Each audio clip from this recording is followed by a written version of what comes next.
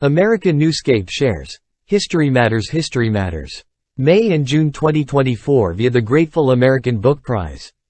A bi-weekly feature courtesy of the Grateful American Book Prize showing our children that their past is prelude to their future with book recommendations by Ed Lengel for David Bruce Smith's Grateful American Book Prize. Brown vs. Board of Education. One of the most important legal decisions of the 20th century took place 70 years ago. On May 17, 1954, the U.S. Supreme Court ruled that school segregation was unconstitutional. The concept of separate but equal schooling had solidified in the wake of the 1896 Supreme Court decision, Plessy v. Ferguson. In the 1954 case Brown v. Board of Education of Topeka, Kansas, however, Justice Earl Warren declared that segregation violated the 14th Amendment to the Constitution. The ruling was controversial then and remains so. Some legal scholars believe that the Supreme Court had chosen to establish new laws on the basis of social rights, instead of doing its duty to follow established law and precedent. In any event, a follow-up ruling unanimous like the first in May 1955, ordered states to begin desegregating schools, with all possible speed. The court's practice of what came to be called judicial activism would continue for decades. A few years later in September 1957 9 African-American teenagers attempted to enter the segregated Central High School in Little Rock, Arkansas. White teenagers and parents, backed by the state National Guard, repeatedly blocked the children from entering.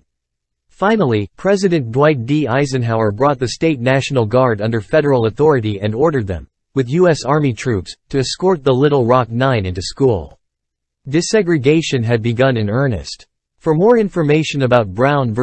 Board of Education, the Grateful American Book Prize recommends Michael J. Klarman's Brown v. Board of Education and the Civil Rights Movement.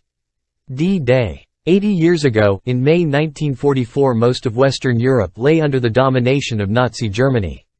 American and British troops had cleared Axis forces out of North Africa in the winter of 1942–1943. In July 1943, the Allies captured Sicily, and then began moving northward through Italy. By the spring of 1944, the German forces had blocked the Allies south of Rome. In the east, meanwhile, Soviet forces stood poised to shatter the thin Axis lines and drive deep into Central Europe. All the while, Hitler's final solution, the genocide of Europe's Jews, was in full operation. The cross-channel Allied invasion of France known as Operation Neptune. Everything up to the landings, and Operation Overlord, the landings themselves, would decide the fate of Western Europe.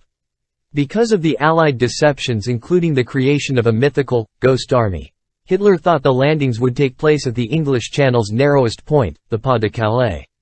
Instead, American, British, Canadian, and Free French forces would invade Normandy.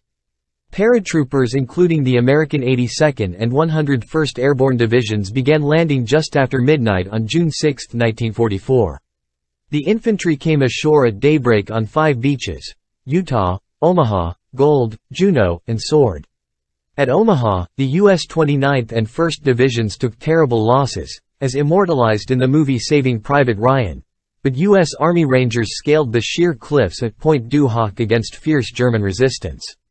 Eventually the landing beaches were secured at the cost of thousands of casualties, including 2,501 Americans killed in action.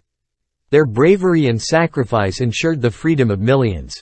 For more information about D-Day, the Grateful American Book Prize recommends John McManus's The Dead and Those About to Die, D-Day. The Big Red One at Omaha Beach. Ed Lengel is an author, a speaker, and a storyteller.